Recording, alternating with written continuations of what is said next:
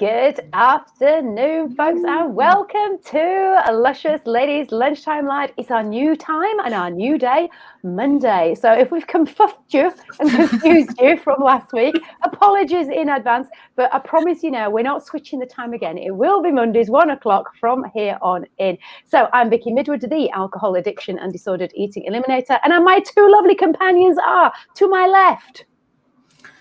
What left? Because we can't sit Look, to my left, looking at you, is Jessica. Hello, good afternoon. My name's Jessica, and my business is Sexucation, and I talk about sex everywhere, and anywhere that anyone will let me. Basically, fantastic. We love it. And then Lucy, to my right, looking at the screen. Yes, Lucy, aka Louby Lou the Clown. I bring fun, joy, and laughter into everybody's lives, whether you're a little kid, big kid, or even a grown-up. And we all need a lot of laughter, although we have been laughing behind stage, haven't we, folks, about just what has been going on in the news over the weekend. Like anybody could miss it. It's been in your face. So we were like, shall we cover that topic because everybody's talking about it? And then we were like, yeah, we will, because we've got some opinions on stuff ourselves. So you came up with an amazing question, Lucy, that you were having a conversation about earlier. Do you want to share what that question is? And then we'll take it from there. Yeah, I was just wondering how many people in the world have affairs. Isn't that a brilliant question? And I'm sure that it's a lot. But I'm going to talk about my experience with affairs, but not before we hear what Jessica has to say. Because after all, sex, couples, relationships, that's kind of really your area of expertise. So over to you, Jessica. How many people do you think in the world have affairs?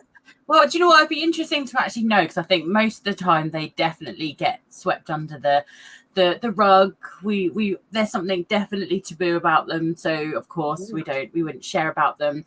There's huge amounts of blame that come along with affairs. Of course, it's always pointing fingers. It's one person's fault.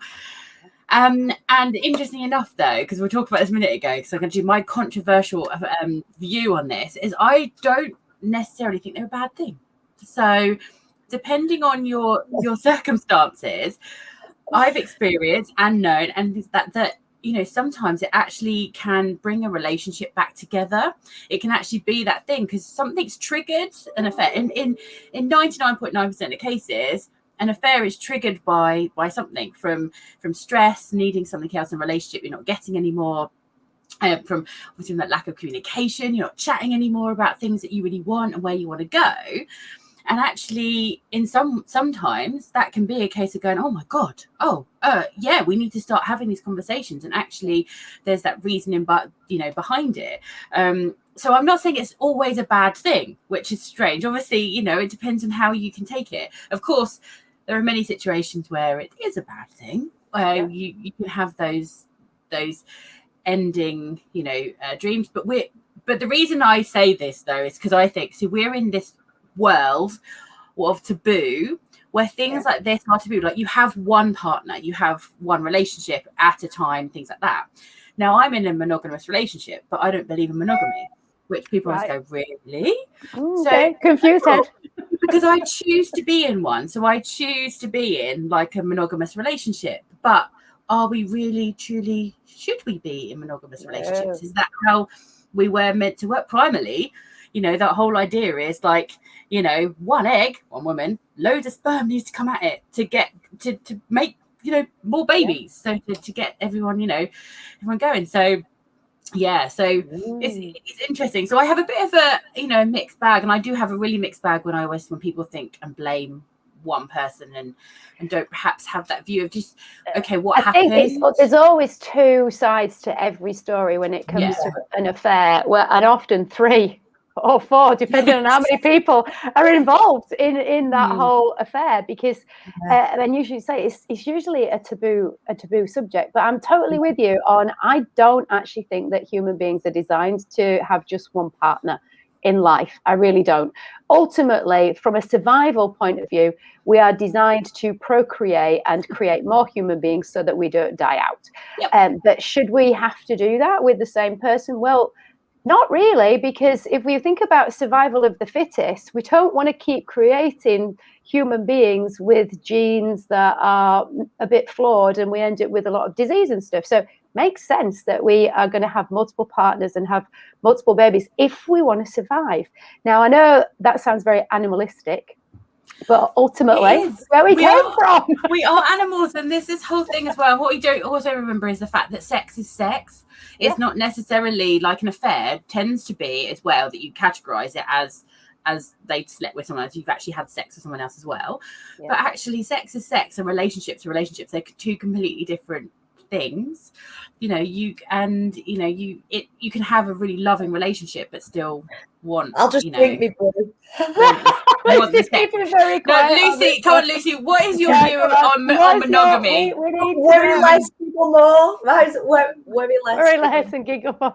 Yeah, but I agree with that. So, I'm going to put you on the spot here now. So, do you know anybody who's had an affair that's kept it quiet? Have they asked you to keep it quiet, for example, and say nothing? Because that's another dilemma, isn't it? What if somebody tells you? My mum and dad split up, and my dad had an affair, but he didn't marry. He remarried a different lady. But the one he had an affair with, or a different one again? No, not the one he had. So he's got a happy marriage now. But then, do you forgive? Because my mum and dad don't speak now, so never forgive. So who's it hurting the most? Because is it just a waste of energy holding on to that kind of like, why can you not just forget, like move on? I think the dilemma comes. Yeah, I agree with you. My mum was similar because my dad had an affair and did marry. My dad and stepmom were together for 25 years nearly before my dad passed. And my mum never, ever forgave him and would always talk about it. Did she go to the funeral then? I often No, absolutely not. No. We have to wonder when they go to each other's funeral. They're like, oh. No, and to be honest, it wouldn't have been a good idea. But I just think that we've got this confusion, haven't we, between sex and that being an affair, but actually then somebody wanting a relationship with and falling in love with. That's a whole different confusing kettle of fish, isn't it? If it's just sex, I think it's dead straightforward.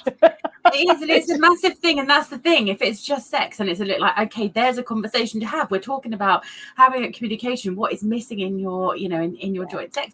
But if it's like, you really don't love or want to be with that person anymore, that's a completely different situation. But like you said, Lucy, it's also that whole, it's the breaking of the trust that's the problem with everything, isn't it? It's the trust that breaks, and that's where it's like trying to build it up. And if you're someone who can rebuild trust, amazing. But there's just some people who will never be able to be comfortable enough to to trust in that again. So and then you've got open relationships, haven't you, where partners absolutely agree that is how it's going to be.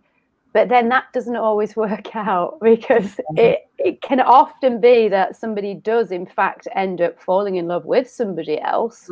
And, it kind of transpires that one of the partners didn't really want it to be an open relationship, but agreed because they thought that it was the way to keep their partner.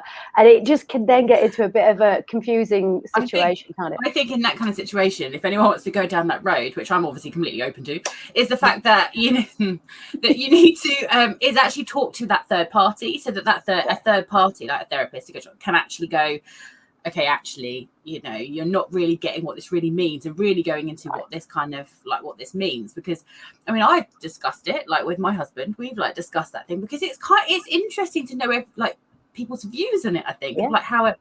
But I'm with you, Vicky, on that thing. I would be okay with my husband coming back to me and saying, I've had sex with someone else. But if he came back to me and said, I love someone else, I won't be able to take it. That would be my level. There's a trust thing, and it would be that's the thing that would be broken. Not it's the sex doesn't do it for me. And that's really interesting, isn't it? Because my first husband did exactly that, and I knew that he was sleeping with people before we got married, because he had an affair with me. and ended up leaving my wife. So what comes around goes around, as they say. So was I surprised that he was seeing other people as well? No. But then was it a convenient excuse for me to get a divorce? Yeah, it was, because I could use that as a reason, because actually I'd moved on already. I knew it was a mistake. And so sometimes it can actually be beneficial, because it can mean that you are giving yourself and your partner permission for both of you to say, you know what, actually it wasn't right for either of us, or it is now right for both of us to be able to move on, and it's okay. So it absolutely, look, it's all down to how we decide to interpret it in our own situation, but we're really good at judging other people, aren't we? But also, so Lucy's face, before I do that, Lucy, before I get your opinion on this, I'm going to say that until I started working really primarily in this whole field of sexology and understanding this and all this kind of thing, I was still very black and white on it. This is why I talk about how we need to talk more about these kind of things to actually really understand them. I used to be like, no, don't even joke about it, not even funny. A kiss would be end of the world. So it's I'm probably a little bit like that. I'm like, oh crikey, no, I don't know if I could cope with that. Oops. I think we do that, don't we? We look at how would I feel if it was me in that situation, and that's and as you say, unless you're exposed, like obviously Jessica, you get a chance to talk these things through with your clients as well. But if it doesn't really crop up in conversation, we tend to take on board the views of our parents and the group and the people that we're around. We take on what their beliefs are, don't we? And if you don't have reason to question it, I guess you're not going to do. The prejudices, things like that like will flow down unless someone kind of goes, hang on a second. Interesting though, but I do feel that the pressure on him to resign was huge. But I mean, do we think he resigned over the affair, or do we think he resigned over the apparent real reason, which was him flouting the COVID rules? I know. I think it's more the COVID thing, isn't it, though? What I think people now have just lost a little bit of respect, haven't they, for the whole COVID rules, isn't it? Yeah, have they though? Because my opinion is I actually don't really care what he's doing, because by now I'm old enough and responsible enough and know enough to make my own mind up about how I'm going to conduct myself in this pandemic. Regardless, do I actually care what he's doing or not doing? No. Not really. And no surprise, crikey, no surprise. What? It's not gone. It's like, I think we've all gone a bit like that. Yeah, so he's resigned and he's out. It's kind of like, it's another one who is saying one thing and doing something else. But isn't that what we expect politicians to do anyway?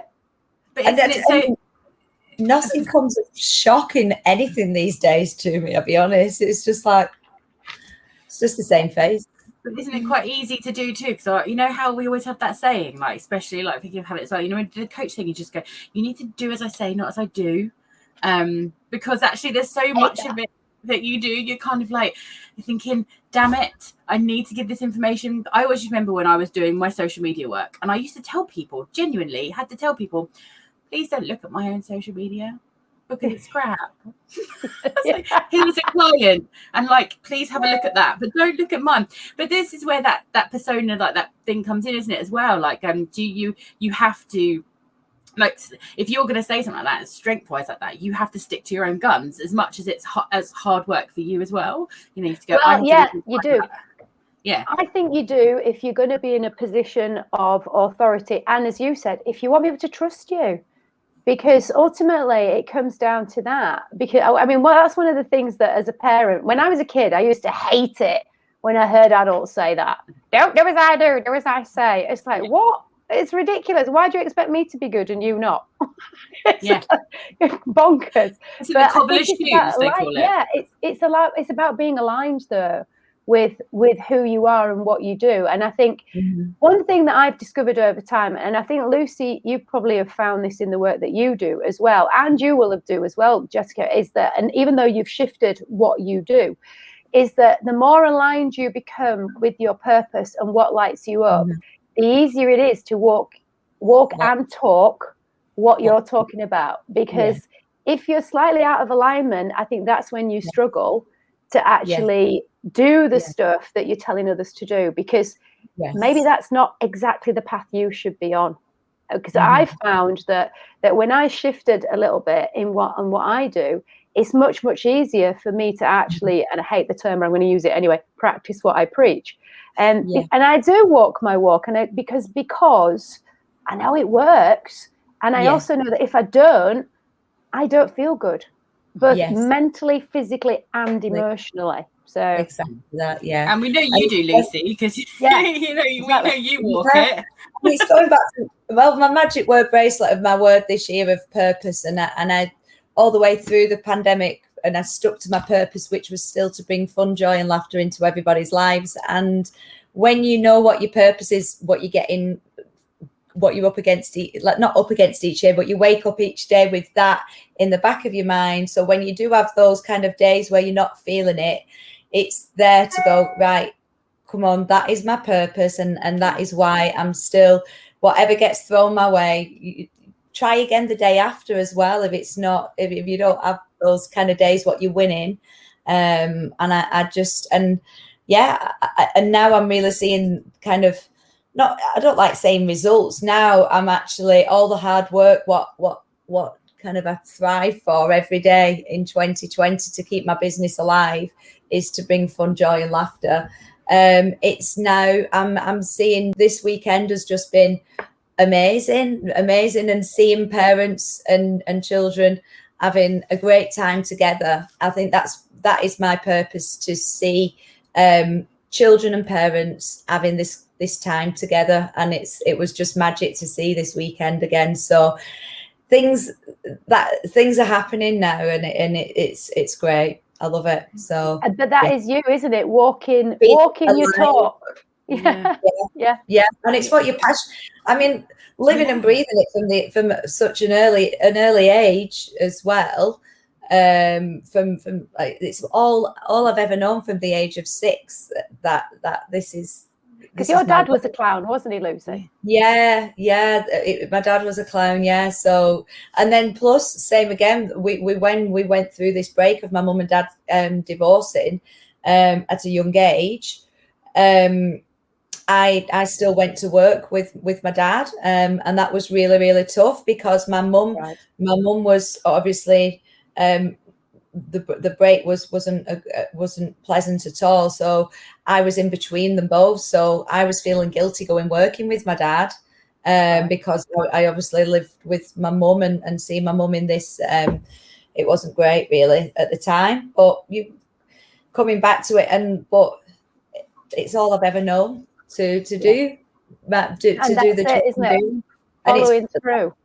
Yeah, and it's like you say, being aligned with yourself. But if you know what your passion and your purpose is, my mum's on here now. Mum is here. Hi, Lucy's mum. Have no fear. She has no fear. She's great. Oh, you'll have to watch out for the video later on. My mum's on there. She's great. It's funny. Brilliant. Oh yeah, but it's so talking about mums and how proud and stuff they are of you.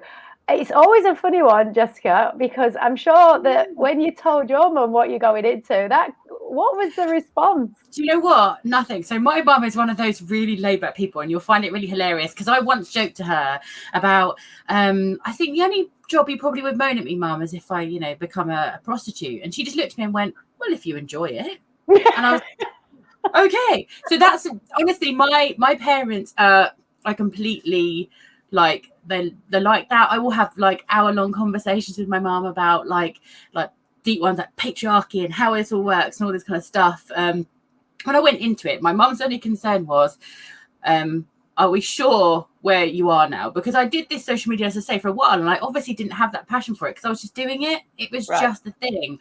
And, a mum thing was always making sure. But, I mean, people always ask me about my dad more than my mum. I mean, it's just like going, how do you, and you know what? We're renovating at the moment. I've got a box of toys. I don't really cover them up. I use them quite a lot. And my hubby said to me the day that my dad picked it up, looked in the box, went, okay, moved it, put it somewhere else and just walked away. We don't know if he couldn't work out what they were or whether he really didn't care. But I found it hilarious. I was like, this is brilliant. I was like, this is amazing. Just go with the flow in my family. Yeah, I absolutely love that. I have to say, I have no idea what my dad would have thought if I'd have said it, because when I got into the world of health and fitness, it was very much, so when are you going to get a proper job? Yeah. Here I am, still not doing a proper job and loving every minute of it. Amazing. So let's have a quick change of the subject, because we have got absolutely rubbish weather here in London, which is where I am. No, it's rubbish. It's peeing it down, and it's Wimbledon. And where is Wimbledon held? I love how you was distracting. You distracted the conversation with weather first, Vicky. Yeah, well, I know, because I was going on to say I was looking forward to watching them playing tennis, but if it's pissing it down, it's not going to happen, is it? So are you guys interested in watching Wimbledon? And if so, do you have any favourites, or have you been? So I've never been to Wimbledon. It's on my bucket list because my hubby's a big like watching tennis, which I'm grateful for, because I'm going to throw it out there, I don't do football. Sorry. I just can't bear it. Football? No, not really. I don't. Right. Okay. So none of us. We don't do football. That's not controversial. My parents live opposite a pub, and so ever since I've grown up, and we've lived here since I was 3. It's always been when the football's on, you're always like, oh my God, shut up. Like it's always really, really rowdy. They're outside the front. And I think that's not helped. But so I've not been to Wimbledon. Have you been to Wimbledon? I'm jealous. See, it's not a time ago. Have you been, Vicky? Yeah, once. It was a trip from school when I was in the north. We took a trip from school on a coach, and we queued for God knows bloody how long. And I remember we ended up, me and a friend, this is typical of me when I was that sort of age, I think it was about 11 or 12, we ended up sneaking onto a court. I don't know how we got on it, but we were not on centre court, but we were the one next to it, and we shouldn't have been there. But we got on there. And then I can remember thinking about, we were going to get some strawberries and cream, and there was such a queue. And we finally got to the queue, and we both stood there and went, how much? Even back then, I think it was about a £5 for some strawberries and cream. And don't forget, we were like, this is a long time ago. I'm 52. Yeah. So if I was 12, do the maths. So back then, that was a lot of money. We couldn't believe it. And we were like, dare we? Should we? I think we split it. I can't remember if we did or whether we decided it was too expensive to bother. But that was my experience. I haven't been since. When does it start? When does it start then, Wimbledon? Today? Yeah. Today? Well, yeah, hopefully. Depending on the weather. Or does it depend on the weather? I get confused whether it depends at the early stage. They've got the courts now, haven't they, that they can cover up.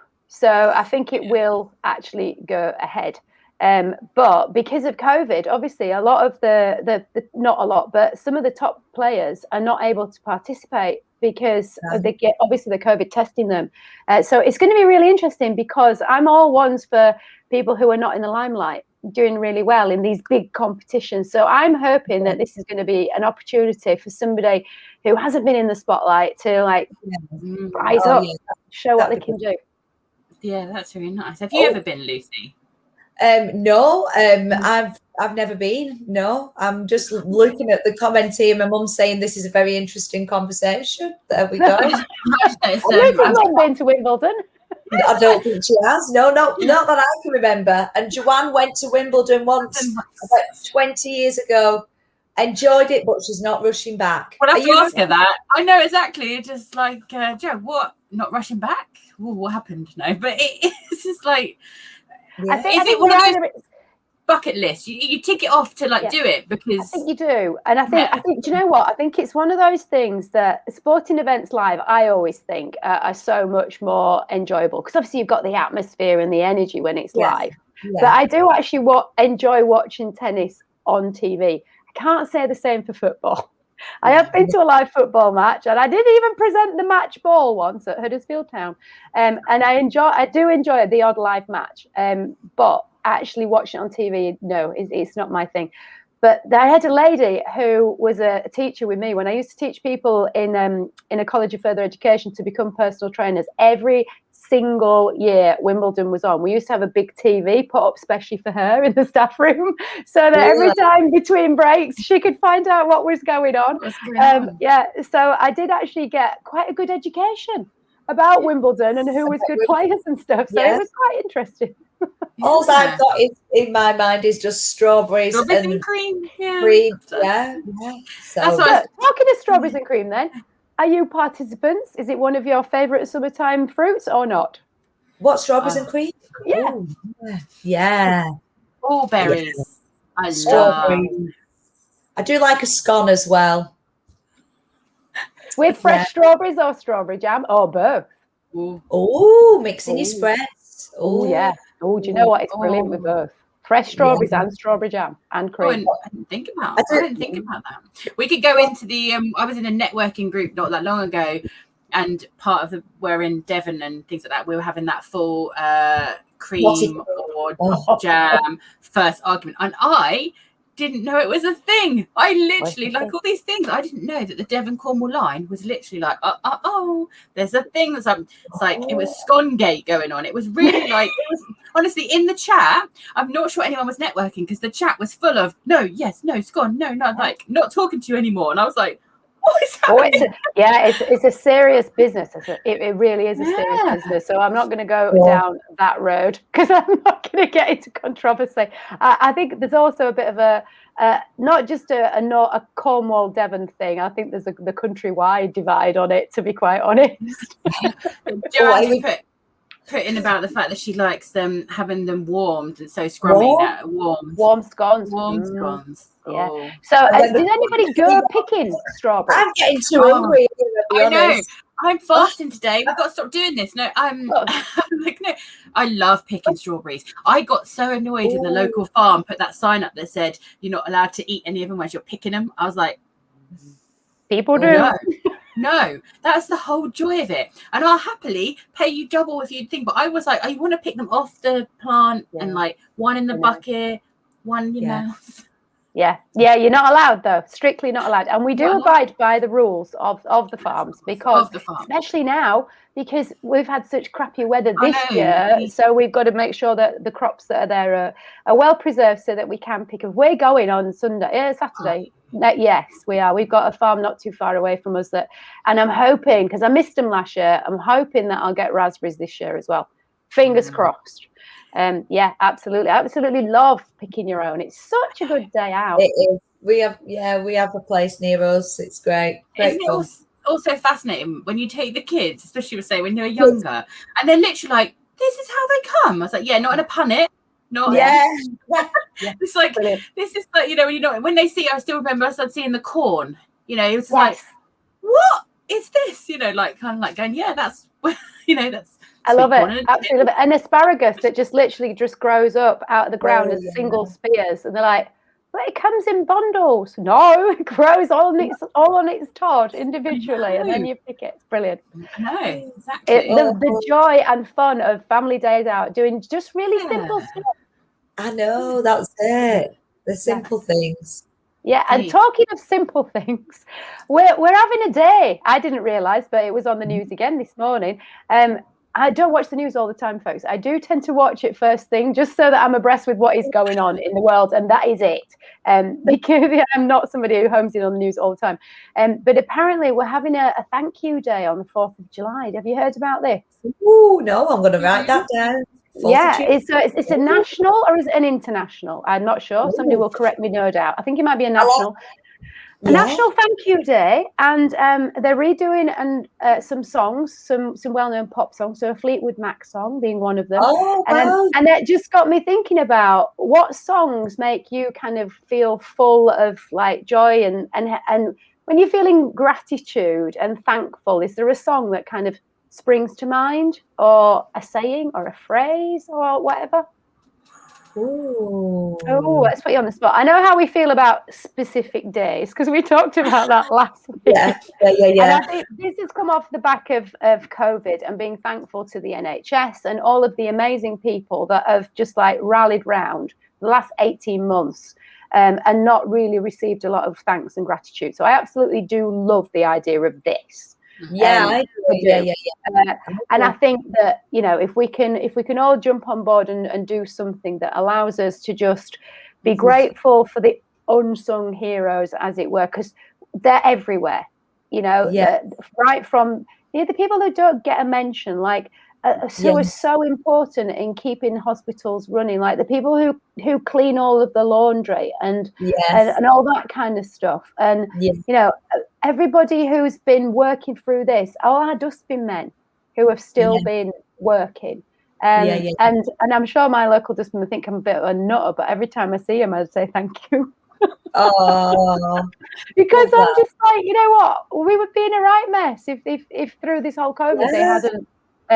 So I think it's a great day. So I've given you time now to get your brains thinking about a song.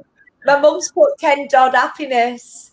Love it. Yeah, absolutely, because it just makes you feel happy and joyful and thankful to be.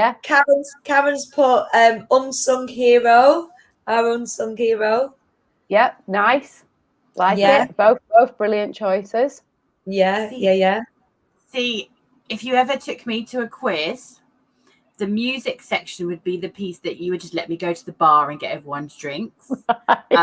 Because I have never been able to do. I just go, you know that song, you know that song. Oh, you know the one by so and so. You know that song that I can't remember, but he's about this high and he doesn't.